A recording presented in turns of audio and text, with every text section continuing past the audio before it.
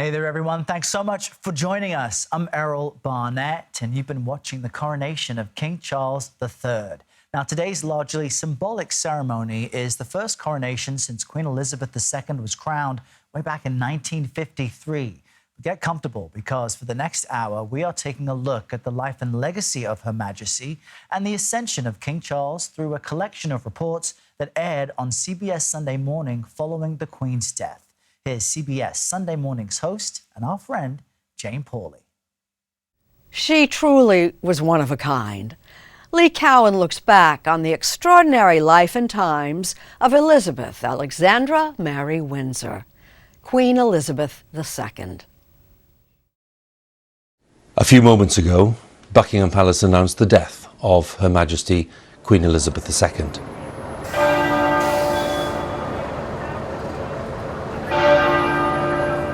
Her death, even at 96, still came as a seismic shock. Not so much that Queen Elizabeth II was gone, but that her decades of stability and continuity were suddenly gone too. It's just a sad day. Just a very, very sad day. There are few alive today who remember a time without Queen Elizabeth. She was there during the Cold War, through the age of Twiggy and the Beatles, through wars in Afghanistan and Iraq. She adjusted to social media, she weathered Brexit, she survived COVID. I hope in the years to come, everyone will be able to take pride in how they responded to this challenge. And those who come after us will say the Britons of this generation were as strong as any. In her 70 years on the throne, she became one of the most recognizable, admired, and trusted figures in the world. And yet, as familiar as she was, the Queen was largely unknowable. She had such a level of integrity and affection that many of us felt she really belonged to us and we belonged to her. Gavin Ashenden was the Queen's chaplain for almost a decade. What was she like in private? Well, she was actually an immensely intelligent and astute woman with a very dry wit. She didn't suffer fools gladly, and above all, always generous. There was no self-absorption about her. While some saw her as aloof, others saw her royal stiff upper lip as simply an outward expression of her role as a constitutional monarch.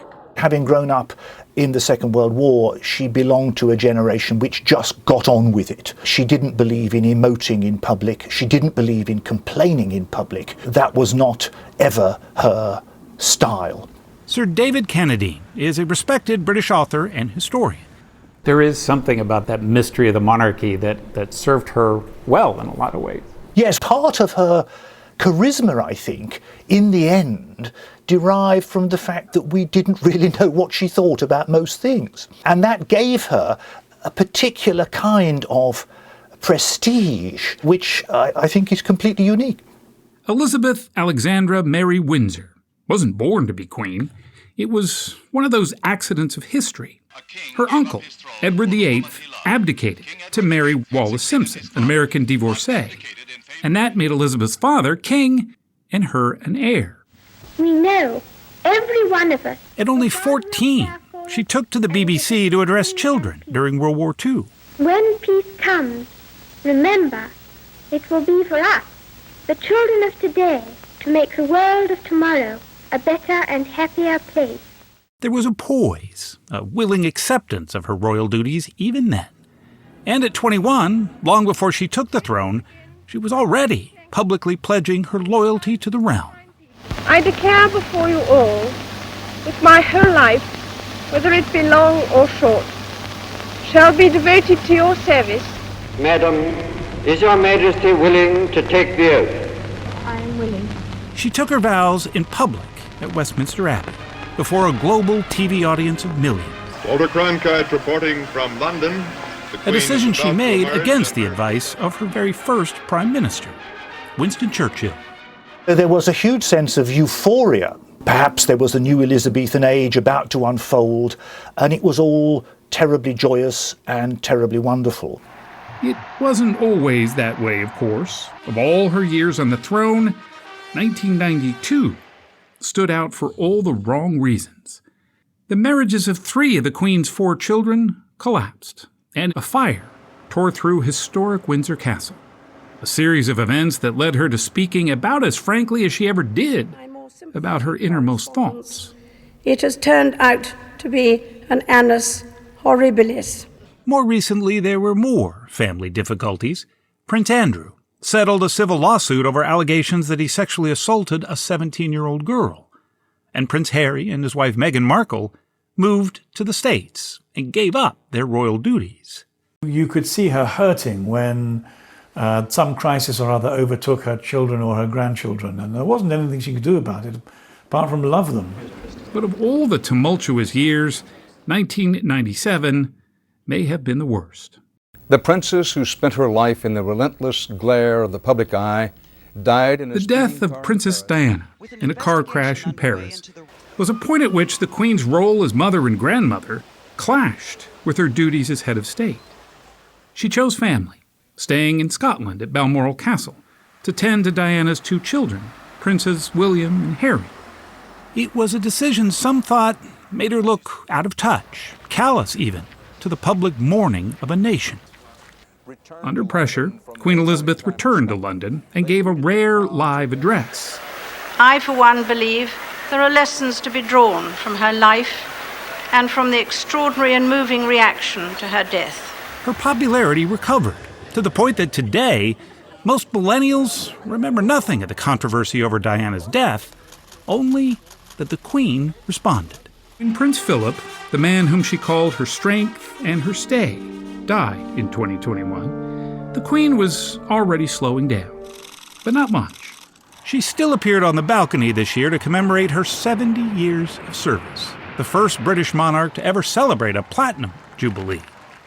And just 2 days before she died, she was still carrying out those duties, meeting with Liz Truss at Balmoral, her 15th Prime Minister. But as much as tradition remains, change is afoot.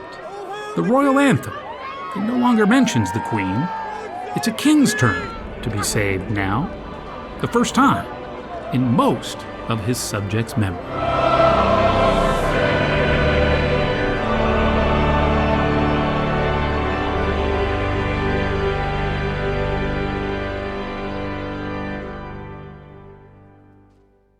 The longest-serving heir apparent in British history is taking his first steps out of the long shadow of his mother's 70-year reign. Mark Phillips assesses the challenges and the promise of the reign of King Charles III. In 1949, Elizabeth proudly presented Prince Charlie to the world. From the moment of his birth, there was little mystery as to what life held in store for the then infant prince, now King Charles III. He was the first baby born to a British heir presumptive in 1,000 years. This tiny, sneezing prince stands next in line of succession after his mother. That sneeze may have been one of the few things in Charles's life that was unplanned.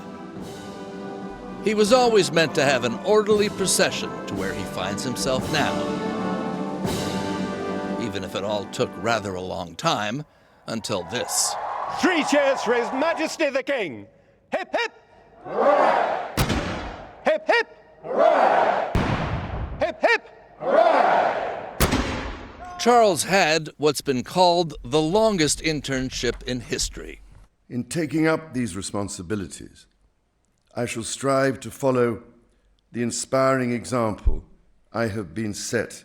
I think he's going to be the best prepared king this country's ever had. After all, he was heir to the throne for longer than anyone else. But Robert Hardman's latest book on the royals is Queen of Our Times. I mean, the idea you can be an apprentice in your 70s might seem a bit odd in any other job, but I mean, the fact is he has been preparing for this for a very long time. Charles III.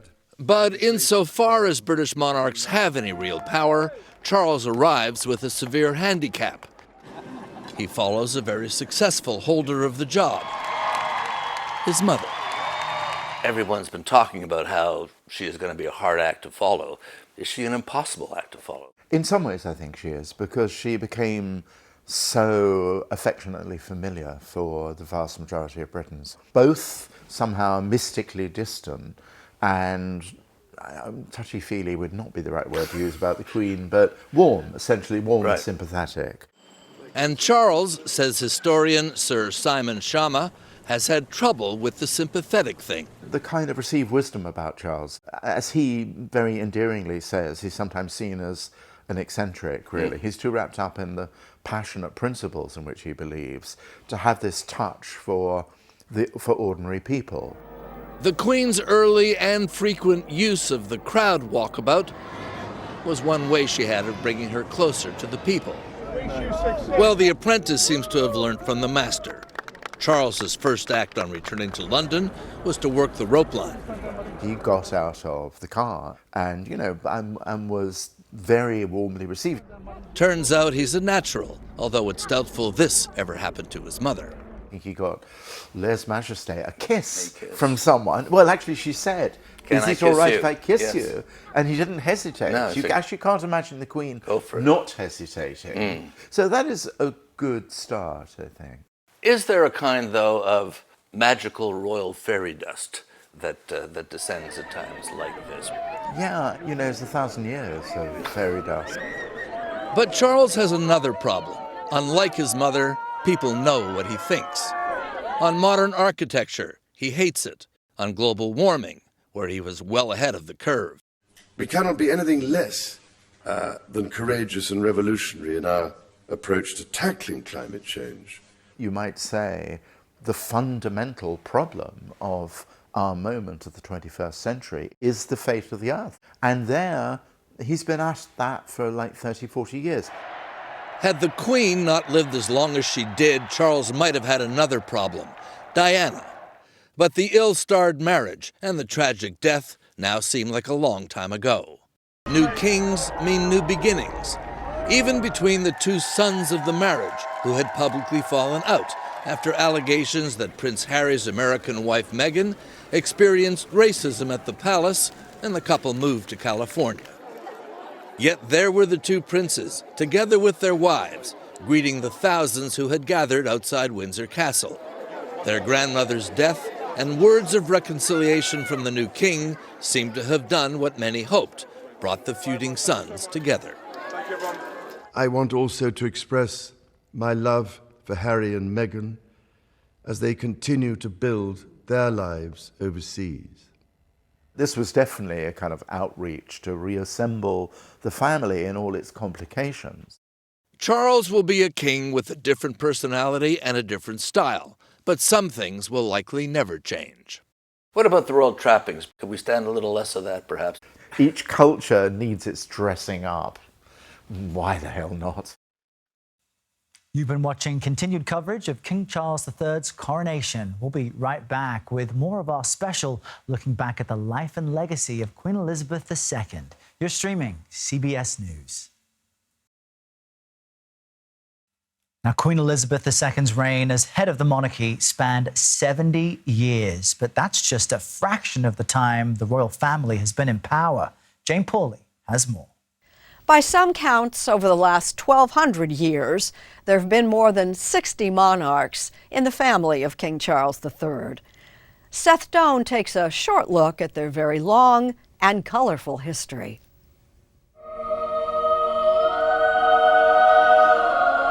These rituals of mourning tie in traditions which date back centuries. A royal reminder of this family's 1,000+ year history. You have pictures of you with the Queen around us here. I do. I'm not unique in that if there's a picture of you with the Queen, you tend to have it around. Hugo Vickers met the Queen around 40 times. He's one of the preeminent biographers of the royal family. This is the family tree. Yes. It's quite extraordinary. The crown passes down the line, sideways, up and down, but it gets there in the end, doesn't it? The royal family here in the UK is also connected by blood to other royal families across Europe. Pretty much all of them, yes. Is there a first king of England or the United Kingdom? Alfred the Great always springs to mind. Alfred the Great fought the Vikings and was the great, say it 32 times, grandfather of Queen Elizabeth II. She's part of the House of Windsor, which followed other houses, including York, Tudor, and Stuart. What is a house within the same family? When the daughter marries, The man gives his name to the house, usually. In 10+ centuries, there's plenty of family drama. The War of the Roses pitted factions of the family against each other, and Henry VIII had 6 wives, 2 divorced, 2 beheaded.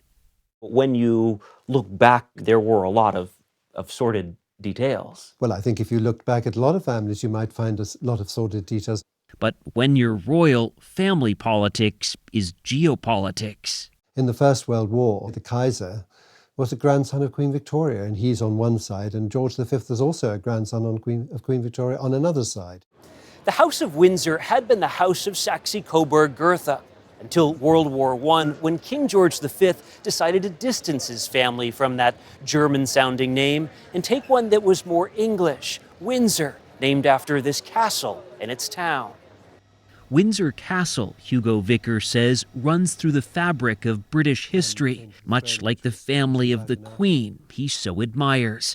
There's a wonderful thread of continuity. We're jolly lucky to have had a head of state like the one we've just lost. What country wouldn't have liked to have had our Queen as head of state? As Queen, she was credited with stabilizing and modernizing the monarchy. For future sovereigns, that's both an inheritance and a challenge. When you no longer understand your people, Mummy, maybe it is time to hand it over to the next generation. Oh, don't be ridiculous. In countless movies and TV shows about the Queen, it's a lingering question. Who was she, really? Ben Mankiewicz is our man in Hollywood. We're going out incognito. Does the tiara rather give the game away, ma'am? Yes. There's the playful princess, the restrained ruler. I am protecting the Constitution. I am protecting democracy. And the Queen with a quick and biting wit. You obviously know my job better than I do. Yes, well, you are my 10th Prime Minister, Mr. Blair. For 7 decades, the Queen was the face of Great Britain, but that face betrayed little, making her an ideal canvas for actresses playing her on the screen, both big and small. You know, she's such a great subject for filmmakers and television directors because what they've got is a blank slate waving to the public. Ella Taylor is a longtime film critic and an adjunct professor at the USC School of Cinematic Arts. She gave away nothing of her real personality in life. I don't think any of us knows anything about the Queen. Her job was to follow protocol in public, and that's an absolute bonanza because they can just go nuts with it. There. Grief. If you imagine I'm going to drop everything and come down to London before I attend to my grandchildren who've just lost their mother, then you're mistaken. Dame Helen Mirren seized that blank canvas and ran off with an Oscar for playing Elizabeth in The Queen from 2006.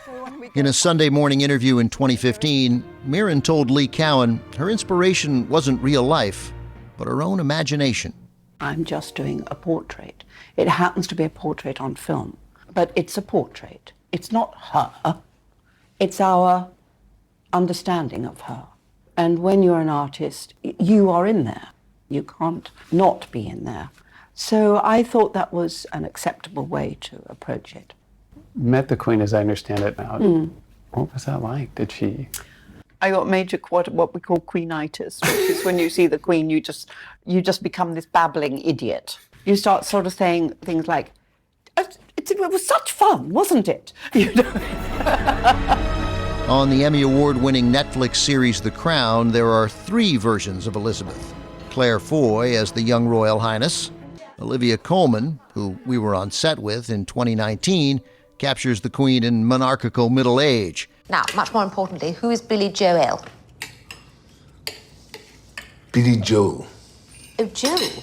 Is Uptown Girl. What are you talking about? I'm delighted to be here, inheriting the role of Queen Elizabeth from 2 outstanding actresses. I never got to meet the Queen, and I always wished I had had that experience. John Lithgow won an Emmy for The Crown, playing Winston Churchill opposite Claire Foy. Your Majesty. Claire Foy is a wonderful actress. She brought youth.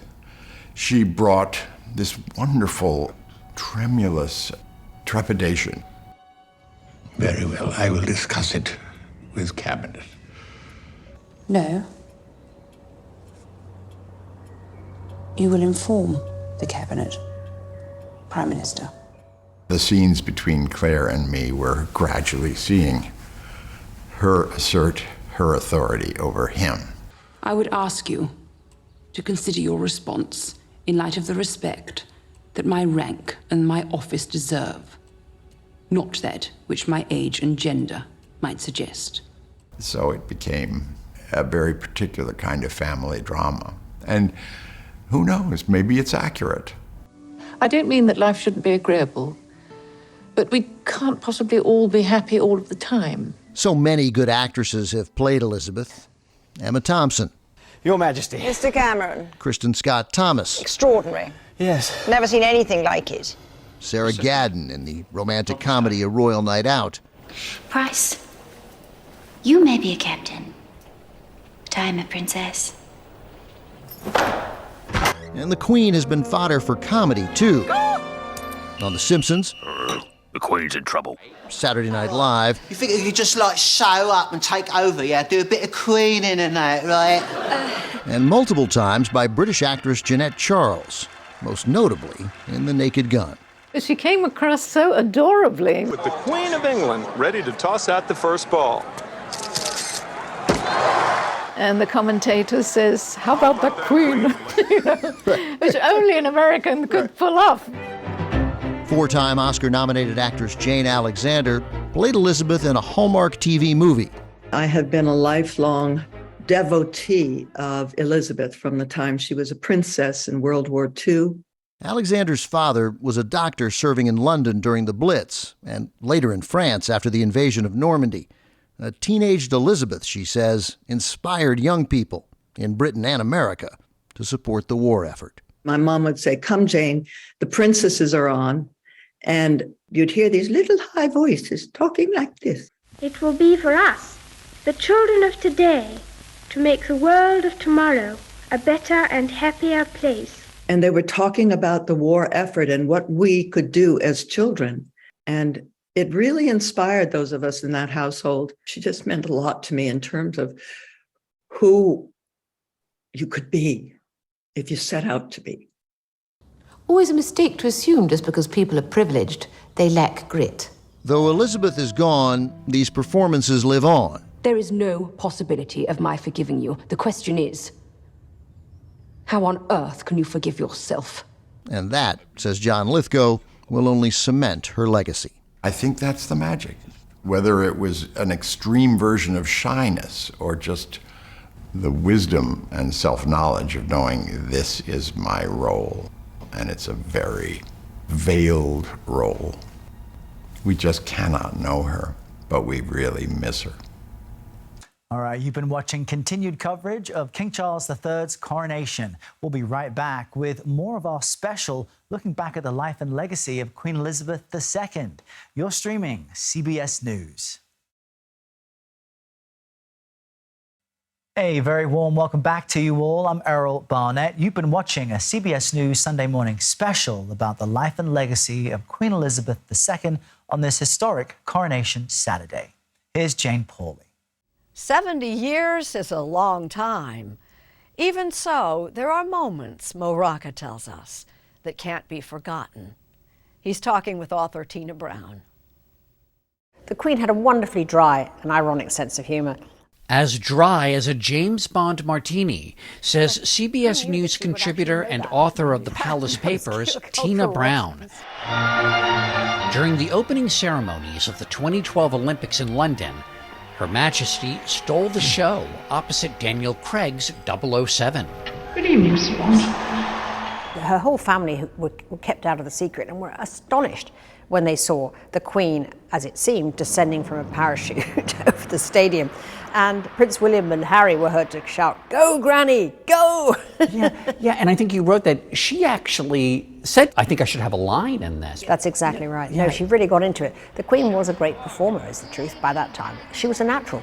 She spent all her life on stage, and she obviously thoroughly enjoyed thespian moments. always acting the part, though never acting out. The Queen came from the tradition espoused by her grandmother, Queen Mary, who famously said, "We are the royal family. We're never tired and we all love hospitals." Such a great quote. Smiling through maximum discomfort is their most priceless skill. That is exactly right. The Queen never portrayed how she was feeling at any point, did not betray fatigue, irritation, or actually even enjoyment, really. Her poker face was a strategic device, essentially. You know, I'm wondering, for someone who never gave an interview, who never really expressed a political opinion, why do so many of us feel close to her? The Queen's mystique was really created by the fact that we never knew what she thought about anything. But her reassuring presence at every moment of our lives, in expressions of national joy, expressions of national anxiety, she has been there as the matriarch, essentially, of the nation. The only kind of recognizable, familiar, encouraging thing in a very, very turbulent world. I'm speaking to you at what I know is an increasingly challenging time. It's difficult to imagine anyone else addressing a global audience as she did in April 2020 with the same bedside manner. Together we are tackling this disease, and I want to reassure you that if we remain united and resolute, then we will overcome it. She clearly felt that it was her role to be the comforter-in-chief and allay the tremendous anxieties of her people in the darkest days of the pandemic.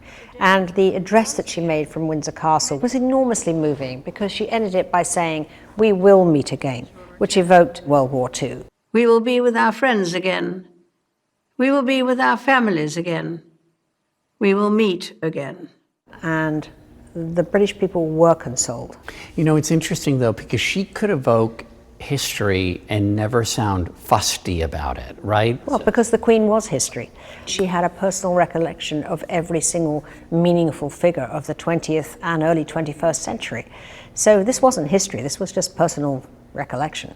While she seemed unflappable to the public, at home, her concerns could be refreshingly relatable. I talked to a woman who had been a girlfriend of Prince Charles, who was at Windsor Castle one weekend, and the Queen apparently was extremely flustered about being overcharged on her heating bill. And this was a person who still, would walk through the castle at night, turning off the lights if she thought that they had been left on rather wantonly. She was known to return lemon slices back on the tea tray if they hadn't been used. Where do you think the frugality came from? The Queen's frugality was part of the ethic of World War II and its rationing. She was always very, very careful when it came to spending, as was Prince Philip, who once sent a 45-year-old pair of trousers to be tailored because he felt there was still use there for him. When it came to matters of state, she almost always got it right. In 2011, she became the first British monarch to visit Ireland since the country's independence from Great Britain. She was going there to show the pageantry of détente, and she spoke what became iconic words at the state banquet when she spoke of the need for reconciliation and said, "We must bow to the past, but not be bound by it." So it wasn't a formal apology. The Queen doesn't do apologies, she does regret. We can all see things which we would wish had been done differently. David Cameron, the Prime Minister at the time, said every one of her well-chosen words healed a wound of history. To use a modern expression she might not have, Elizabeth II understood the assignment. Her longevity gave her a remarkable perspective, but she always took the long view. And in fact, even as a very young girl, her serious-mindedness was noted by everybody.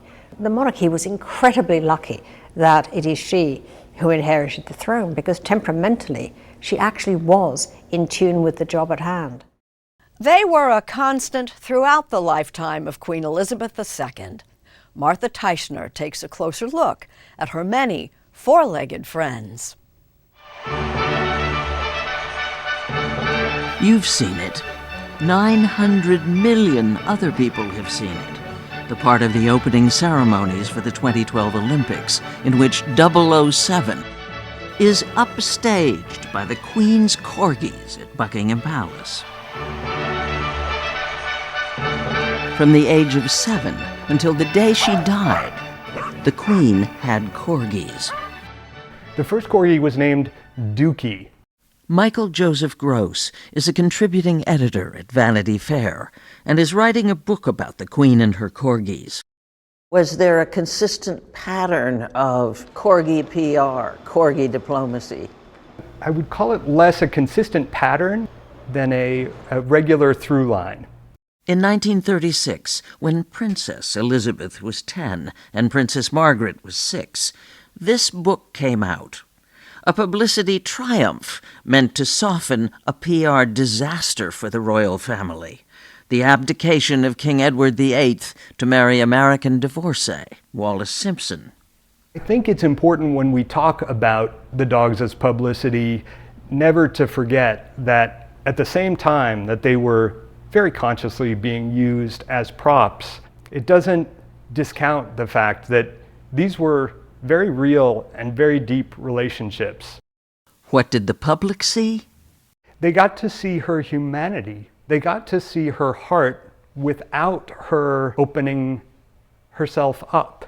Her dog Susan was an 18th birthday present. 14 generations of the Queen's corgis were bred from her. Susan went along with her on her honeymoon.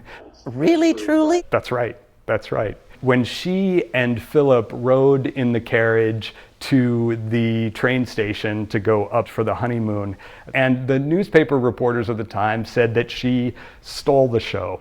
The Queen had more than 30 Pembroke Welsh corgis over her lifetime, plus a number of dorgies, corgis crossed with dachshunds. She was known to breed her dogs in bad times, when she needed puppies to cheer her up.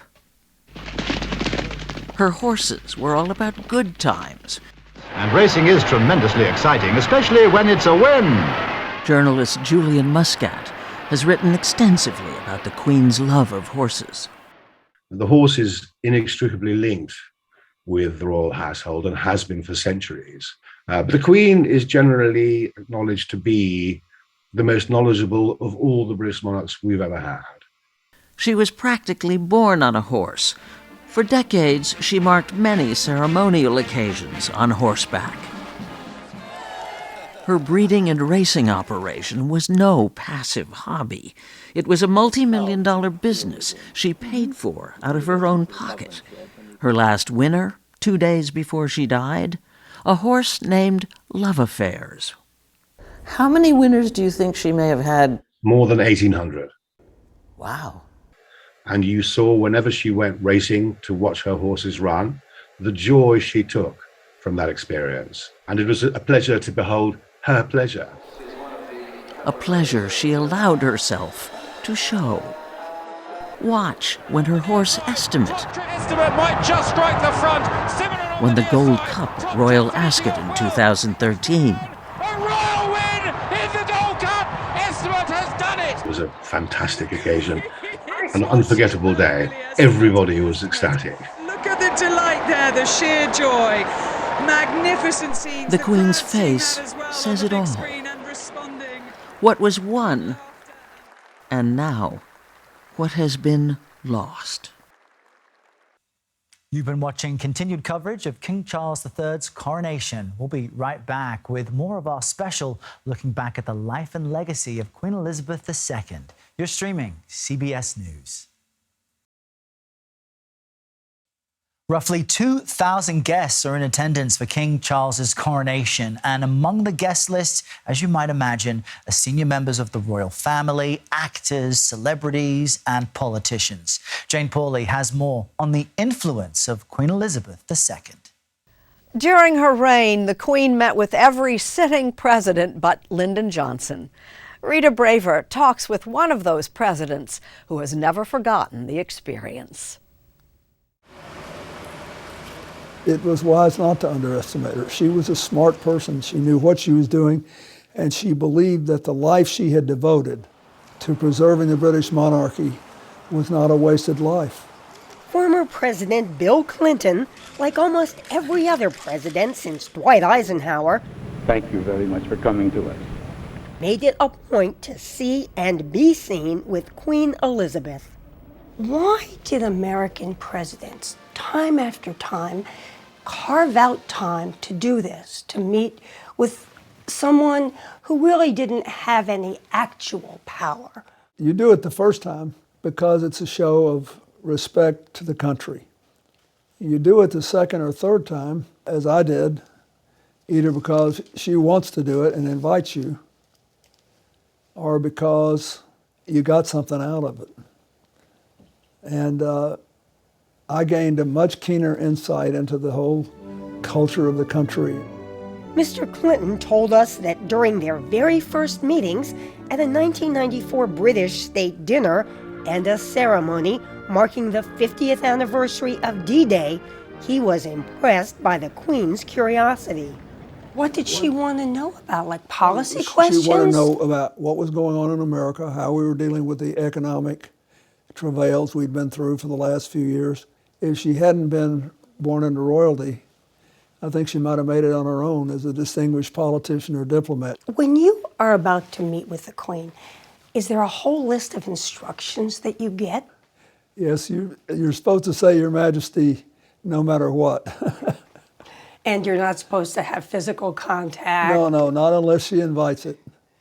If she sticks her hand out, you're supposed to shake her hand. Over the years, there were some amusing moments. When President Ford danced with the Queen, the Marine Band just happened to play The Lady is a Tramp. She certainly knew how to get a laugh out of Ronald Reagan. President George W. Bush almost aged the Queen by 200 years. You helped our nation celebrate its bicentennial in 1976. But the next day, she came right back. I wondered whether I should start this toast saying, when I was here in 1776. But while 13 presidents came and went, the Queen endured. Is there something she said to you that you particularly remember? There's one thing, but I can't really, still, it's inappropriate to reveal. Oh, but come on. Let's just say this. If she trusted you, not to say what she said, she would occasionally say something to remind you that she was all business. When I said something that I meant to be supportive, but she may have thought was a tad patronizing, and it was the effect of what she said was, yes, I quite understand that. That's why I'm doing what I'm doing the way I'm doing it. And I loved it. I just loved it. I thought she was a very special person. I think a lot of Americans have just almost seen her as a cutout figure. No, You're saying she was a heck of a woman. She was an amazing woman. When her own marriage had problems, she felt pain. When her children were troubled, it bothered her as a mother and as the representative of the country in terms of what it would do to the crown. I'm telling you, she knew that her job was to keep the United Kingdom united, to keep the United Kingdom on track with America. There's something to be said for someone who wants to keep the show on the road, and Queen Elizabeth did, and by and large she succeeded, often against all the odds.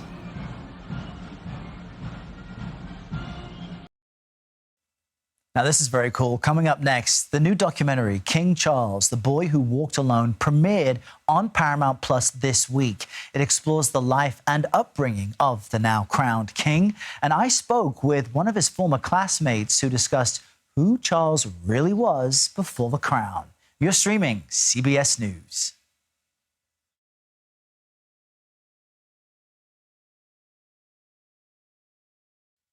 Now, if you're hoping to learn more about King Charles III and his upbringing, you are in luck. The new documentary, King Charles, The Boy Who Walked Alone, premiered on Paramount Plus this week.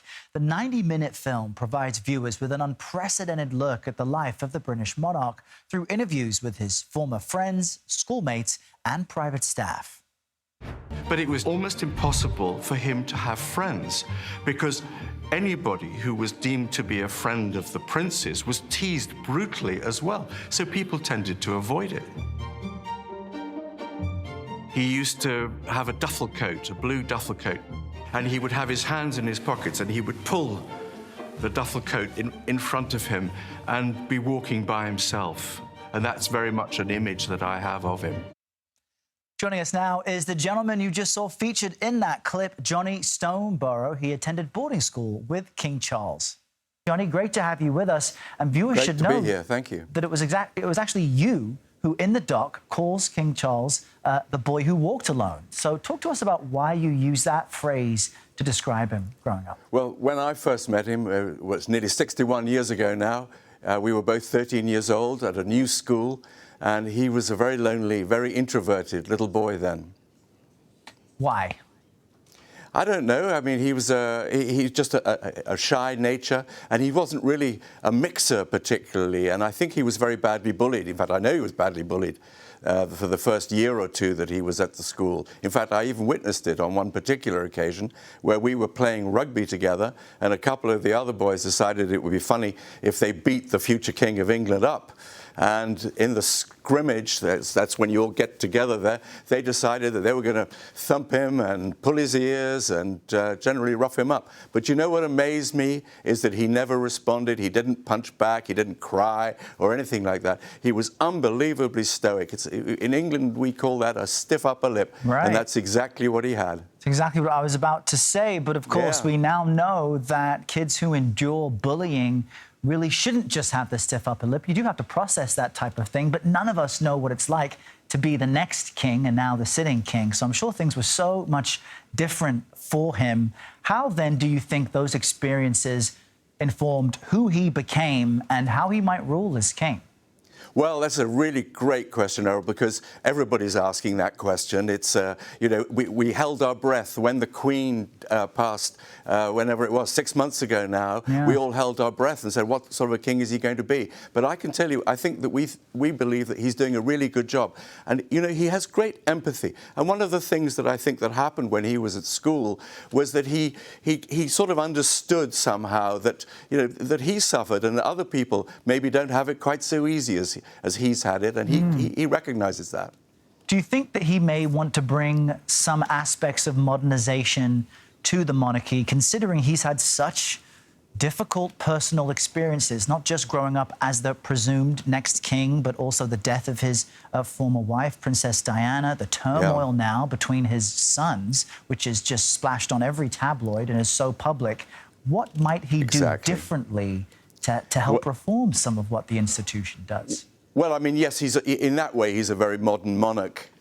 He's also very interested in the environment and very committed to the environment. Right. And he is trying to bring the monarchy into the 21st century. He's made a lot of changes there. But he's also got to deal with all his personal family problems under the bright light of publicity, which must be terrible. Well, it's great to chat with you, Johnny. Before I let you go, though, since you were a childhood friend, come on, give us a cheeky story or some insight into what you boys were getting up to back in the day. Yeah, absolutely. Well, I can tell you a couple of things. We used to dance together. You know, we did Scottish dancing together. Oh, wow. And there were no girls at Gordonston School. It was completely monastic. So we had to find partners, and I was partnered off with him. Oh, you literally danced together? I was. I danced with the future King of England on a number of occasions. How about that? Well, Johnny Stoneborough, we appreciate you dancing with us a bit today. Thanks for your time. Great. Now, don't head too far, because CBS News will continue to provide coverage of King Charles's coronation throughout the day, and you can stream the special presentation of King Charles, the Boy Who Walked Alone, on our sister network, Paramount+. As we finish this hour, though, we would like to say thank you to our partners at CBS Sunday Morning. And don't forget, you can watch tomorrow's show on the CBS Broadcast Network and right here on CBS News Streaming. I'm Errol Barnett. Thanks so much for being with us.